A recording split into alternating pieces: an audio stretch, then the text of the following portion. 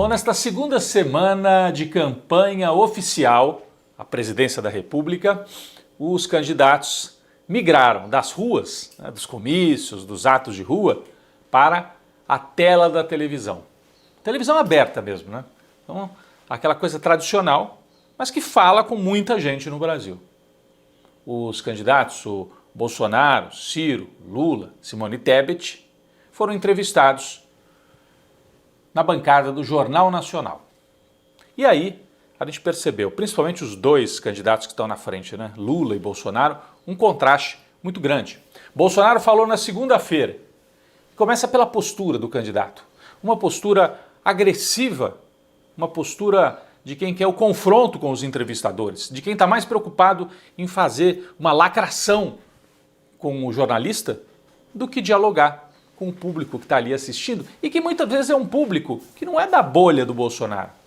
É o cidadão comum que está esperando para assistir a novela, que está ali terminando de jantar em casa.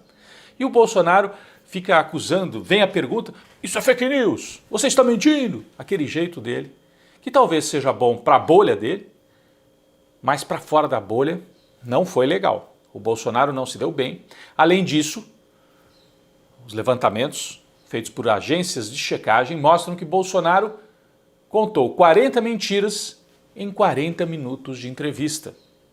E outro levantamento mostra que Bolsonaro teve 35% de menções positivas nas redes sociais, né? E 65% de menções negativas. Ou seja, ele reforçou o discurso com a bolha dele, que é esse 30-35%, mas não conseguiu conquistar para fora. Isso foi na segunda-feira. Depois veio o Ciro Gomes, uma audiência bem menor, e na minha impressão, o Ciro foi bem, não foi mal, assim, mas fala muito complicado, né? Não consegue se comunicar tanto com os eleitores. O grande show da semana foi a entrevista de Lula, na quinta-feira. Uma postura completamente diferente, um Lula pacificador, não ficou batendo de frente, não cobrou a Globo, até poderia, pelo que a Globo fez. A Globo foi responsável pela Lava Jato, pela manipulação midiática, que acabou levando Lula para a cadeia. Aliás, um destaque, logo na abertura da entrevista, William Bonner, na primeira pergunta, disse assim: Lula, nós sabemos que você não deve nada mais à justiça. Aquilo foi uma espécie de pedido de desculpas ou de, olha, você está aqui para disputar e não tem o que explicar em relação às suas condenações. Mas fizeram as perguntas sobre corrupção, sobre economia, e o Lula se saiu muito, muito bem.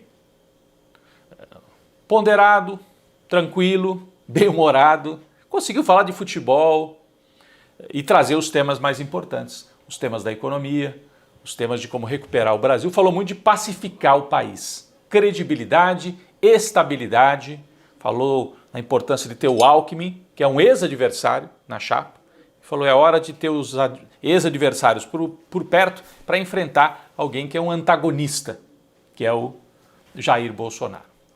Então o Lula se saiu bem, o Lula teve 15 milhões de menções nas redes sociais ao todo, na hora da entrevista. O Bolsonaro teve 9, então foi uma diferença muito grande. E o Ciro apenas 2 milhões.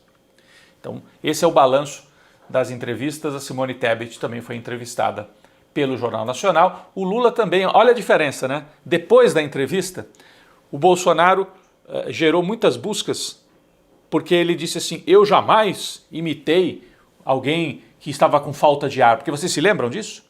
Nós temos imagens, inclusive, uma cena horrível. O Bolsonaro, durante a pandemia, fazendo brincadeira de péssimo gosto com quem está com falta de ar. E ele disse, eu jamais fiz isso. E os jornalistas insistiram, o senhor fez sim. E aí as redes foram buscar. Então gerou muita busca ruim, contrária ao próprio Bolsonaro, desmentindo o que ele tinha falado. Já o Lula, a principal busca, o Lula defendeu o MST, porque a Globo tentou, né? O senhor é a favor do MST ou do agronegócio? Ele falou, uma coisa não é contra a outra. Existe espaço para os dois. O agronegócio é importante para exportar, produção de soja, mas quem produz comida no Brasil é o MST. O Lula reafirmou isso e disse, o MST é o maior produtor de arroz orgânico do Brasil. E convidou a Renata, a entrevistadora, né? Você devia conhecer um assentamento do MST. Isso gerou uma quantidade de buscas sobre o MST. Ou seja, um assunto positivo, enquanto o Bolsonaro um tema negativo. Esse é o balanço. Bem, longe das telas da televisão e das entrevistas, no Brasil, esta semana houve muita tensão no topo da pirâmide social. Por quê? Porque a Polícia Federal realizou busca e apreensão em endereços de importantes empresários bolsonaristas, todos eles. Eles foram pegos num grupo de WhatsApp falando de golpe de Estado, tramando golpe de Estado, dizendo que se o Lula ganhar, não pode tomar posse. E aí a Polícia Federal realizou busca e apreensão, porque isso é crime. Tramar golpe de Estado é crime. É que nem tramar um assalto a banco. A diferença é que num caso você está roubando o banco e no outro você está assaltando a democracia. São empresários conhecidos, a gente tem uma lista aqui com o nome de todos eles, eu acho importante dizer quem é que sofreu busca e apreensão. Luciano Hang, o velho da Havan, Afrânio Barreira Filho, Luiz André Tissot, Marco Aurélio Raimundo, José Isaac Pérez, Ivan Vrobel, José Cury e Meyer Nigri. Esse último, Meyer Nigri, dono de uma importante construtora, e neste caso aconteceu algo realmente importante. A Polícia Federal, ao fazer a busca e a apreensão, apreendeu o celular de Meyer Nigri e nesse celular apareceram conversas dele com o Procurador-Geral da República, Augusto Aras, que é acusado de também favorecer o Bolsonaro. Então, ele favorece o Bolsonaro, não abre investigação nenhuma. Estamos falando agora do Augusto Aras, esse aqui, ó. E daqui a pouco vamos falar mais detalhes sobre isso, a importância disso. Mas ele aparece nessas conversas, ou pelo menos na conversa com um dos empresários.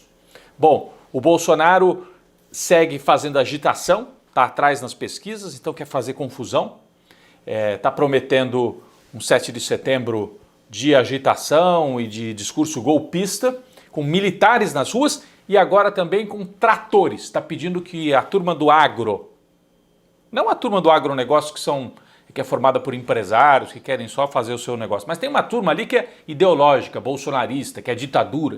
Então está pedindo que essa turma coloque os tratores ao lado dos blindados em Brasília, para ficar com aquela aparência de força, de máquina, que aliás parece coisa de menino, né? Que precisa ficar mostrando, acelerando a moto. Não tem isso nos bairros aqui, nas vilas?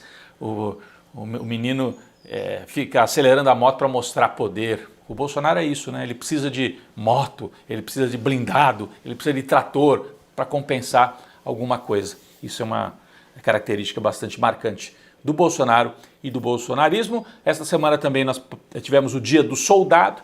O comandante do Exército, ao lado de Bolsonaro, fez um discurso cheio de indiretas, mostrando que o Exército, infelizmente, está ao lado do Bolsonaro nesta marcha de ameaças golpistas. O país já mostrou que não aceita, temos aí uma frente democrática contra, mas os militares, pelo menos os comandos, hoje estão ao lado de Bolsonaro e nós vamos ter que enfrentar esta ameaça militar para garantir as eleições e para que um novo governo tome posse em 2023.